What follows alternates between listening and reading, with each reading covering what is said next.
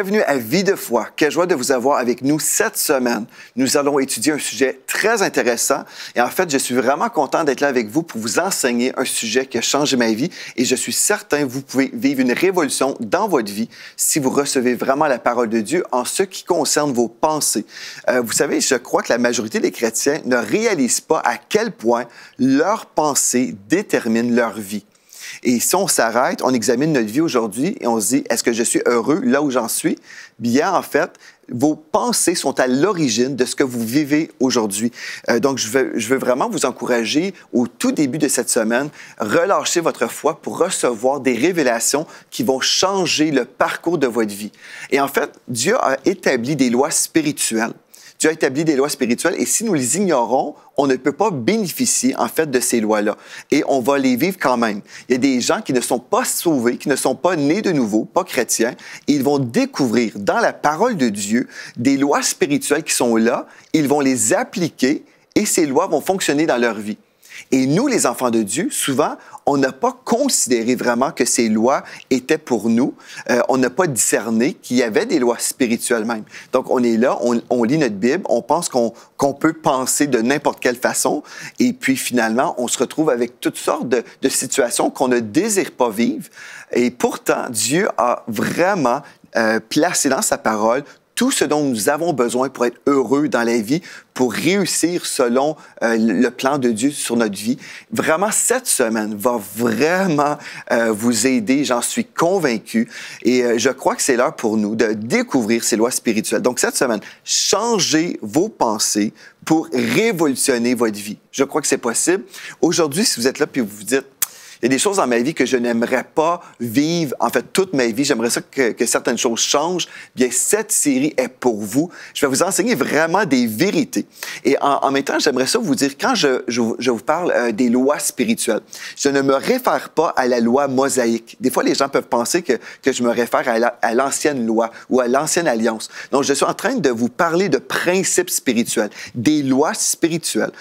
Par exemple, vous savez, il y a une loi scientifique. On parle de la loi de la gravité, par exemple. Donc, la gravité, que vous soyez croyant ou non, si vous vous jetez en bas d'un pont, vous allez tomber. Parce que cette loi existe pour tout le monde. Elle fonctionne pour tout le monde. C'est la même chose pour les lois de Dieu qu'on découvre dans la parole de Dieu. Si on sème dans le péché, que nous soyons croyants ou non, bien, on va récolter la corruption. Donc, il y a des lois comme ça qu'on devrait découvrir. Et cette semaine, je vais vous présenter plusieurs choses concernant la puissance de vos pensées. Si vous avez la révélation, bon, vous allez savoir, oui, ces pensées existent, mais vous allez aussi savoir comment fonctionner avec ces lois-là. Au lieu d'être victime de votre ignorance, vous pourrez dire, OK, je sais exactement comment ces choses-là fonctionnent, donc c'est à moi de découvrir et aussi d'appliquer ces lois spirituelles pour aller de l'avant dans ma vie, pour vivre des changements. Et vraiment, cette série, vraiment, je suis très content d'être là avec vous. J'espère que vous êtes content d'être là avec moi. On va passer du bon temps ensemble dans la parole de Dieu toute la semaine. En fait, cette semaine, aujourd'hui, on va commencer avec le sujet « La puissance de vos pensées ». Demain, on va parler de comment on peut surveiller et capturer nos pensées. Si vous ne comprenez rien, bien, suivez-moi, vous allez voir, ça va être très facile. Pensez de façon intentionnelle. Notre 4e émission, pensez, rêvez et souriez. Et finalement, pensez et entrez dans votre terre promise. Donc, on va voir, en fait, plusieurs choses. Mais aujourd'hui, on va commencer avec un premier verset que j'aimerais qu'on affiche à l'écran. Proverbes, chapitre 23, verset 7. Proverbes, chapitre 23 et au verset 7, c'est vraiment notre passage clé où il est écrit « L'homme est tel qu'il pense en son cœur ». Donc, je vous lis dans la version King James, traduite en français. « L'homme est tel qu'il pense en son cœur ». Dans la version Louis II, nous lisons « Il est comme les pensées de son âme ». Donc, l'homme est comme les pensées de son âme. L'homme pense qu'il est perdant, il va perdre dans sa vie. L'homme pense selon le cœur de Dieu, il va vivre les promesses de Dieu. Parce que l'homme est comme les pensées de son âme. Donc, en anglais encore, ou le texte traduit en français, « L'homme est tel qu'il pense en son cœur ». Et là, on va se poser la question, bien, est-ce que nous sommes des victimes de nos pensées? Bien, certains d'entre vous, peut-être vous êtes dans une situation de victime, mais Dieu veut vous enseigner cette semaine, en fait, que vous décidez comment vous allez penser. C'est à vous de décider. Et aussi, quand je vous parle de loi spirituelle, que je vais vous expliquer toute cette semaine, je veux que vous compreniez que mon approche, ce n'est pas l'approche du légalisme. Non, en fait, c'est une approche de liberté. Une fois que vous allez découvrir ces lois-là, vous pourrez en fait changer les choses. Vous serez en mesure de révolutionner votre vie, vous-même en fait, par la puissance de Dieu, par la révélation du Saint-Esprit que vous accueillez maintenant. Donc, je veux juste prier pour vous maintenant. Père éternel, je veux prier pour chaque personne à la maison, pour toutes les personnes qui suivent en ce moment. Je prie pour un esprit de révélation maintenant. Dans le nom de Jésus, on te remercie, Père, parce que tu es présent avec nous en ce moment et je crois que l'Esprit de Dieu nous accorde des rémas, des révélations. Alléluia, gloire à Dieu. Amen. Donc, on a vu ensemble le verset clé pour toute la série. L'homme est tel qu'il pense en son cœur. Maintenant, j'aimerais ça vous lire un autre texte dans 2 Corinthiens chapitre 10 au verset 5 où nous lisons « Nous renversons les raisonnements et toute hauteur qui s'élève contre la connaissance de Dieu et nous amenons toute pensée captive à l'obéissance de Christ. » Donc, nous amenons toutes nos pensées captives à l'obéissance de Christ. Et si Dieu nous dit quelque chose, c'est possible de l'accomplir. Si Dieu nous donne des consignes, bien, c'est toujours possible pour nous de marcher dans l'obéissance. J'aimerais ça afficher à l'écran l'image numéro 3, s'il vous plaît. En fait, j'aimerais ça vous aider à comprendre ceci pendant cette série. Vous devenez ce que vous pensez. Vous devenez ce que vous pensez. Et c'est pour ça que le diable veut absolument voler vos pensées. Parce que vous allez devenir ce à quoi vous pensez. N'est-ce pas intéressant de savoir ça? Et vous dites, mais pourquoi tu dis ça, Pasteur Joël? Est-ce que c'est biblique? Absolument. Je vous ai déjà lu le texte dans Proverbe 23, verset 7. L'homme est tel qu'il pense en son âme. Donc, si je pense selon Dieu, je peux vivre selon Dieu. Si je pense selon le diable, selon la défaite, selon le découragement, selon les oppressions que le diable veut mettre sur moi, bien, je vais vivre toutes ces choses terribles. Et je vais vous prouver bibliquement. Moi, je suis content parce que la parole de Dieu nous révèle plein de choses merveilleuses et la science, aujourd'hui, confirme la véracité de la parole de Dieu. Ça, c'est vraiment excitant aussi lorsqu'on voit que les scientifiques, en fait, prouvent la parole. Ils disent, en fait, même des scientifiques chrétiens arrivent et disent ce que Dieu a dit. Bien, aujourd'hui, la science confirme que oui, Dieu a toujours dit la vérité. C'est merveilleux de voir ça. Donc, je me réjouis parce que cette semaine, votre vie va changer si vous croyez la parole de Dieu. Et si vous êtes déjà heureux, bien, vous allez juste augmenter dans votre niveau de joie. Donc, vous devenez ce que vous pensez. Si vos pensées façonnent votre vie, si cela est vrai, là, vous devriez découvrir et croire la vérité biblique en ce qui concerne la puissance de vos pensées, n'est-ce pas? On devrait croire ce que Dieu dit. Donc, je vous invite à relâcher votre foi maintenant et vous dites au Seigneur, Seigneur, enseigne-moi que les versets qu'on va étudier ensemble, que ces versets puissent révolutionner ma vie aujourd'hui dans le nom de Jésus. Amen. Première chose que j'aimerais vous aider à comprendre, quand on parle de la puissance de vos pensées, déjà, je vous ai dit que vous êtes au contrôle. Quand je vous ai dit tout simplement que vous choisissez, en fait, comment vous allez penser. Ce n'est personne qui peut choisir à votre place. Donc, vous choisissez si vous allez vous entretenir avec des pensées négatives. Vous choisissez l'objet de vos pensées. On va le voir aussi aujourd'hui. Mais premièrement, si c'est vrai là, que vous allez devenir ce que vous pensez, bien, comprenez que le diable veut vous remplir de ses pensées. Il veut vous remplir de pensées négatives pour vous écraser, pour détruire votre vie. Et la première chose que j'aimerais établir en vous, c'est que le diable est un voleur. Le diable est méchant, il est un voleur. Et dans Jean 10, 10, le texte qu'on connaît très bien, le voleur ne vient que pour voler, égorger et détruire. Mais Jésus est venu pour vous donner la vie et la vie en abondance. Donc, une chose importante qu'on veut comprendre aujourd'hui, le diable a séduit une vaste majorité de chrétiens en leur volant la connaissance de ces lois spirituelles de Dieu. Le diable se spécialise à nous voler la parole de Dieu. Comment? Par le mensonge, oui, par le mensonge et la crainte. Donc, on enseigne quelque chose. Comme aujourd'hui, on est en train de démarrer une série sur la puissance de nos pensées. Et si vous avez peur, est-ce que c'est quelque chose de nouveau? Est-ce que c'est une pensée qui vient du royaume des ténèbres? Est-ce que c'est ceci? Est-ce que c'est cela? Dieu, le Saint-Esprit, ne vous dirige pas par la crainte.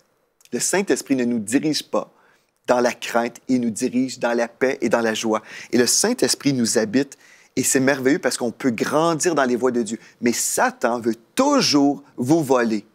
Et c'est ça qu'il a réussi de faire. En fait, une vaste majorité des enfants de Dieu ne connaissent pas la vérité biblique en ce qui concerne leurs pensées.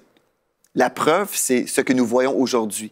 Plusieurs chrétiens vivent dans la défaite et ils croient même que Dieu est la source de leur défaite. On a cru toutes sortes de mensonges, mais dans le nom de Jésus, on va déraciner ces mensonges dès aujourd'hui. Donc, le diable est un voleur. Il vient voler.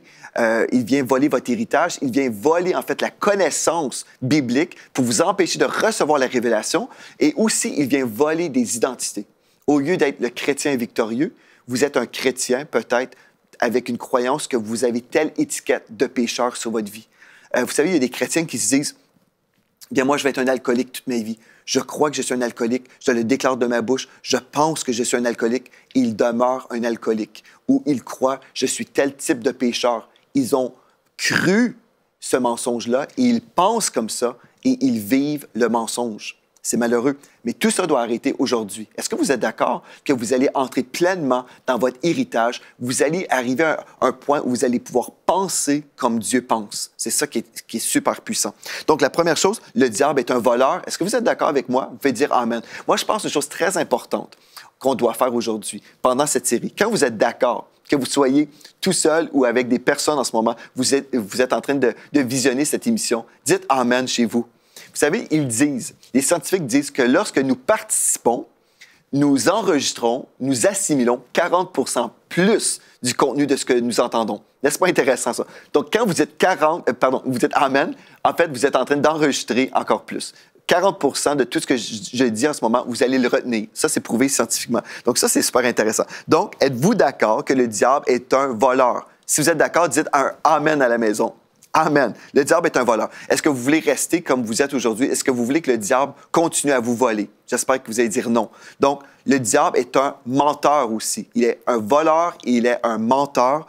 En fait, dans Jean 8, 44, il est écrit « Le diable ne se tient pas dans la vérité parce qu'il n'y a pas de vérité en lui. Lorsqu'il profère le mensonge, il parle de son propre fond, car il est menteur et le père du mensonge. » Donc, une chose très importante que je vais vous poser comme question aujourd'hui. Devrions-nous rejeter automatiquement tous les enseignements que nous ignorons aujourd'hui sans les examiner à la lumière de la parole de Dieu, simplement parce que ces enseignements-là nous sont inconnus? C'est une bonne question, ça. Il y a plusieurs personnes, dès que c'est nouveau, les gens ont peur. Les chrétiens sont souvent comme « Ah, c'est nouveau, on ne m'a jamais enseigné ça dans mon église ou dans mon association d'église, on ne parle pas de la puissance des pensées. Donc, non, je pense que je veux rien savoir, je veux pas vraiment étudier le sujet. » Et c'est vraiment tragique. Dans le corps de Christ, c'est tragique. Savez-vous pourquoi? Parce que si nous avons la plénitude de la connaissance aujourd'hui, si on n'a pas besoin de découvrir encore d'autres choses dans la parole de Dieu, on aurait déjà un réveil mondial. Si votre association d'église est le summum de la gloire et on n'a rien d'autre à découvrir et tout ce que vous avez reçu dans votre association d'église, par exemple, dans votre fraternité, bien voilà, nous avons la révélation parfaite, la doctrine parfaite. On n'a pas besoin d'apprendre. Nous avons tout ce dont nous avons besoin. Si c'est vrai ça, bien aujourd'hui, votre association d'église sera en train de faire une révolution dans le monde dans lequel nous vivons. La preuve que c'est pas vrai, qu'on a encore plein de choses à apprendre, c'est que bien le monde ne va pas super bien. Donc, on a besoin de découvrir les lois spirituelles que le monde découvre dans la parole de Dieu. C'est révolutionnaire quand on découvre que les gens de ce monde viennent dans la Bible, viennent prendre les vérités bibliques et les prêchent dans des séminaires, dans des conférences, en fait, dans des conférences d'amélioration personnelle, de développement personnel. Ils vont dire, bien, la Bible dit ceci, la Bible dit cela. Ils vont citer la Bible, ils ne sont pas nés de nouveau, ils ne sont pas chrétiens, mais ils vont déclarer la vérité biblique et les gens vont l'entendre, vont croire, en fait, le discours, ils vont appliquer ces mêmes lois et ça fonctionne. Et nous, les chrétiens, on ne croit même pas les principes de Dieu parce qu'on a cru des traditions humaines. Oh, c'est temps que ça change, frères et sœurs. Le diable, il se moque de nous, frères et sœurs. On va changer ça aujourd'hui, n'est-ce pas? OK. Donc, est-ce qu'on devrait rejeter automatiquement toutes les lois spirituelles parce que nous les ignorons? Non, on devrait dire, on va s'exposer. Et en fait, notre foi va s'attacher aux promesses de Dieu. Notre foi va s'attacher vraiment aux versets. Tout ce que je vais vous dire, vous allez entendre des citations de la parole de Dieu. Amen. Vous pouvez prendre votre stylo, votre calepin, écrivez les versets de la parole de Dieu, méditez ces versets-là et vous verrez que tout ce que je vais vous partager, en fait, l'origine, c'est la parole de Dieu. C'est merveilleux. OK. Donc, en grandissant dans le monde des églises, OK, moi, j'ai été élevé chrétiennement, comme vous savez, si vous suivez régulièrement l'émission Vie de foi, j'ai été sauvé vers l'âge de 3-4 ans, dès que j'ai pu comprendre le message du salut. Mais, vous savez, j'ai grandi dans l'Église toute ma vie. Et j'ai entendu beaucoup de choses, beaucoup d'enseignements dénoncés constamment, toute ma vie.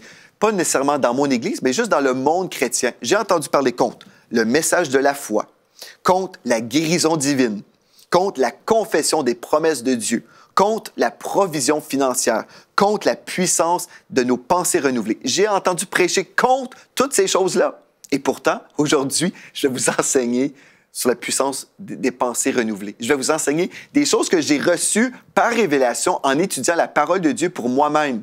Frères et sœurs, on entend beaucoup prêcher contre toutes sortes de choses, mais en fait, les personnes qui dénoncent telles choses, en fait, devraient être les personnes qui l'enseignent. Vous allez voir, c'est assez révolutionnaire et on se dit, mais le diable se moque de nous. On se fait voler, frères et sœurs. Mais je suis convaincu de ce que je suis en train de vous dire. Vous allez voir. Une des choses que j'aimerais aussi vous partager, c'est que je me souviens, en grandissant, j'entendais certains prédicateurs attaquer, par exemple, le message de la foi. J'ai entendu des gens dire « Ah, il ne faut surtout pas écouter quelqu'un qui prêche la foi. » Et ici, on parle d'un pasteur chrétien qui attaquait d'autres pasteurs. Il faut faire attention parce qu'il y a vraiment un courant déséquilibré dans le corps de Christ où on prêche la foi extrême. Il faut faire attention, il faut faire attention. Et là, on citait des noms, on attaquait des hommes et des femmes de Dieu. Et moi, j'ai entendu tout ça, là. Et puis, j'étais un petit peu dérangé, mais je faisais confiance. Mais vous savez, quand vous avez besoin de vivre une guérison, allez-vous écouter celui qui critique, celui qui enseigne sur la guérison, ou allez-vous écouter celui qui enseigne sur la guérison et comment vous pouvez guérir? Bien, moi, j'étais intéressé, je voulais grandir dans les voies de Dieu. Et j'écoutais quelqu'un qui critiquait celui qui enseignait la parole sur la guérison. Mais quand j'ai eu un besoin de guérison dans ma vie, dans notre famille aussi, quand je me suis marié avec Mathilde, mon épouse, elle avait besoin de guérir. Vous connaissez son histoire sûrement. Et moi, j'ai écouté les enseignements sur comment recevoir la guérison. Aujourd'hui, si mon épouse est en pleine santé, c'est parce qu'elle a entendu un message de foi sur la guérison divine. Elle a saisi son autorité, elle a saisi les promesses de Dieu et elle vit dans la victoire sur le plan physique. Donc, frères et sœurs, moi, je sais que le diable voulait nous voler de cette vérité qu'on a reçue dans la parole, qu'on a découvert dans la parole. Ne vous laissez pas voler par le diable, par la tradition des hommes. Le diable est vraiment sournois. Il veut vous séduire, il veut vous garder dans une vie chrétienne intellectuelle. Vous allez être intellectuel, théologique. Vous pouvez connaître beaucoup de choses sur Dieu sans vraiment connaître Dieu spirituellement. Vous savez que vous êtes une créature spirituelle. Vous avez été créé à l'image de Dieu. Vous êtes un esprit. Vous êtes un esprit, donc vous devriez être spirituel. Oui, vous avez cette dimension intellectuelle. Vous allez étudier la parole de Dieu. Oui, on peut découvrir et étudier la théologie, mais pas aux dépens des révélations spirituelles que le Saint-Esprit va nous accorder. Frères et sœurs, donc j'ai entendu toutes sortes de choses dans ma vie chrétienne. Et un jour, comme je vous disais, j'écoutais des enseignements sur la guérison. J'ai eu la révélation. La personne qui enseignait la guérison divine, en fait, moi, je me sentais coupable en l'écoutant. J'écoutais une émission, je visionnais une émission de télévision, j'écoutais la parole, et puis j'entendais verset. Et je me sentais en fait coupable parce qu'on m'avait dit, il ne faut surtout pas écouter ces enseignements-là, parce qu'ils sont déséquilibrés. Mais là, j'avais un combat. Critique, verset. J'ai dit, mais moi, je vais croire la parole de Dieu. Eux, ils me prêchent la parole de Dieu. Ils ne critiquent pas les autres. Ils nous enseignent, en fait, comment recevoir notre guérison. Donc, je me suis attaché à la parole de foi que j'ai entendue. J'ai cru, et c'est pour ça que j'ai parlé. Et c'est pour ça qu'aujourd'hui, je vis ce que je vis. Ma femme est en santé parce qu'elle a entendu ce message qui a révolutionné sa vie. Imaginez si elle n'avait pas reçu cette parole, elle serait malade et très malade aujourd'hui. Donc, attention, Satan est un séducteur. Il veut voler votre foi. Il veut vous voler de la révélation que vous allez recevoir cette semaine sur la pensée, sur la puissance de vos pensées. Il veut vous voler, frères et sœurs. Il réussit. trop souvent. Et aujourd'hui, c'est temps que ça l'arrête. Quand vous entendez quelque chose, OK, vous entendez des messages contre quelque chose, peu importe, faites très attention. Oui, il y a des moments où, en tant que pasteur, on doit protéger l'Église de Jésus-Christ. Et oui, certainement dire qu'il faut faire attention, il y a tel courant, il y a telle chose qu'on entend circuler dans le corps de Christ. Je l'ai fait à l'Église. Oui, on doit protéger les brebis. Ceci dit, nous sommes appelés premièrement à annoncer la bonne nouvelle. Si ce que vous entendez, en fait, 95% du temps, c'est juste des prédications contre quelque chose, non, vraiment, on a un problème parce qu'on devrait entendre plus des choses positive, la vérité de la parole de Dieu. Si on devient des spécialistes dans la vérité de la parole de Dieu, bien, on va pouvoir discerner l'erreur. Si on passe 95% à étudier les erreurs dans le monde spirituel, théologique, finalement, on se spécialise dans l'erreur. Ce n'est pas ça que Dieu nous appelle à faire. Dieu nous appelle à prêcher la bonne nouvelle. Amen. Gloire à Dieu. Et oui, comme je dis, le pasteur a un rôle de protecteur spirituel aussi. Donc, nous sommes appelés à prêcher premièrement la bonne nouvelle. Comprenez ceci, que Satan aime l'ignorance. Il veut que les enfants de Dieu demeurent dans l'ignorance. Pourquoi? Parce que mon peuple périt faute de connaissance. C'est ça que la Bible nous dit. Mon peuple périt faute de connaissance. Donc, si nous sommes ignorants, nous périssons. Satan aime garder les chrétiens captifs dans un système théologique, religieux et démuni de puissance. Je le redis. Satan aime garder les chrétiens captifs d'un système théologique, religieux et démuni de puissance. Frères et sœurs, si vous êtes dans un système religieux, mais vous vivez dans la défaite constamment, vous êtes triste, malheureux, il y a un problème. Vous pouvez demeurer fidèle à votre système religieux, théologique que vous avez compris dans votre tête, mais spirituellement, il y a beaucoup plus pour vous. Et cette semaine, vous allez voir pourquoi. Donc, réalisez ceci. Les lois divines sont souvent attaquées par ceux et celles qui devraient les enseigner.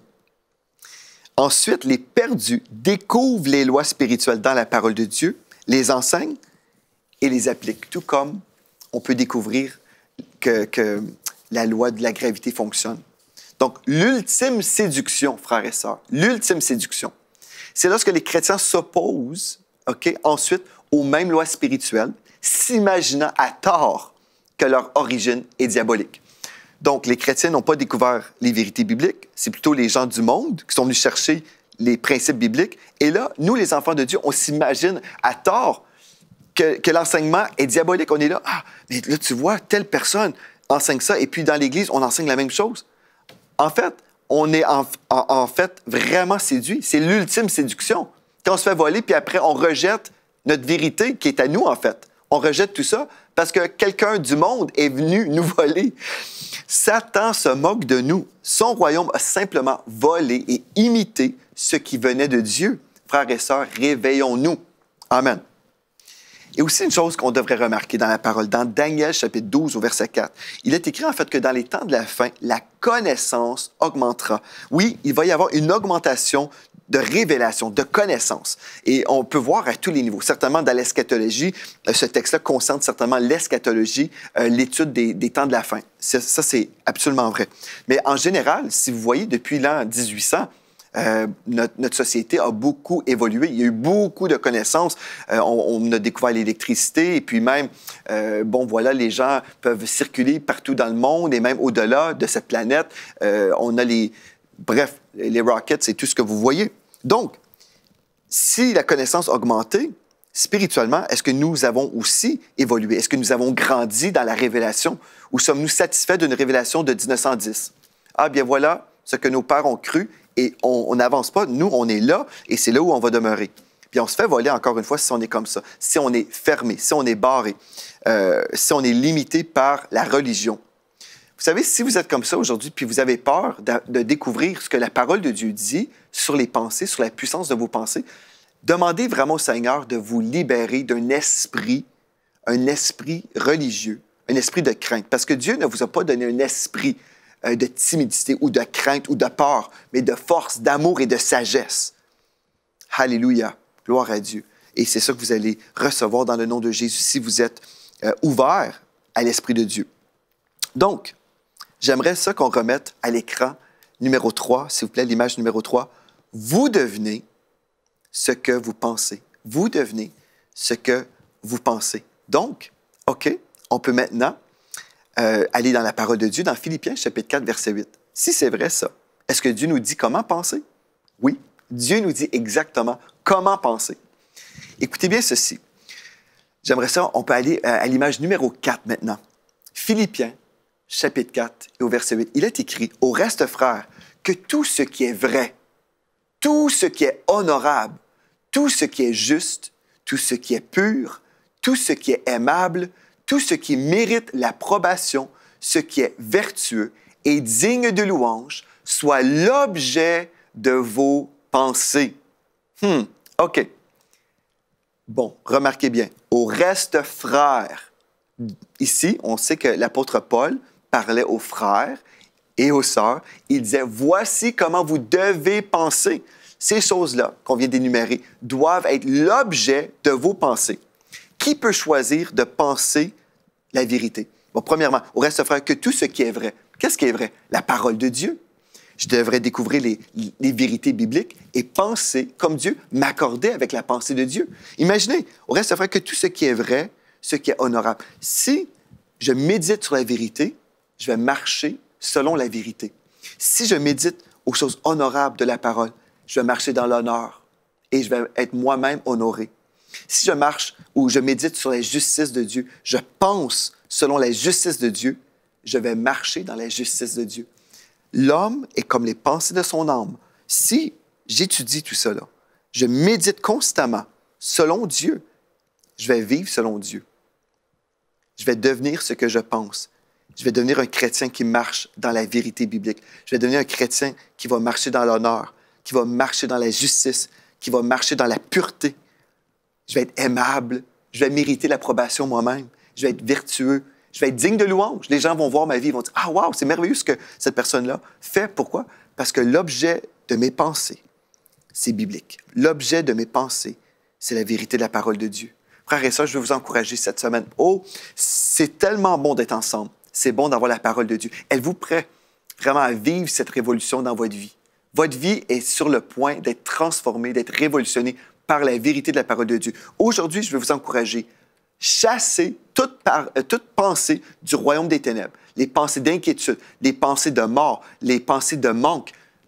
Chassez tout ce qui vient du royaume des ténèbres, tout ce qui est négatif, tout ce qui vient vous accabler, vous attrister, vous écraser. Dans le nom de Jésus, prenez votre autorité et dites non, moi je vais penser ce qui est vrai aujourd'hui. Demain, c'est un rendez-vous divin que vous ne voulez pas manquer. On poursuit dans cette étude biblique révolutionnaire pour votre vie. On va avancer et notre vie va grandir, notre vie va être transformée et nous irons ensemble de gloire en gloire. Merci d'avoir été là. C'est à demain.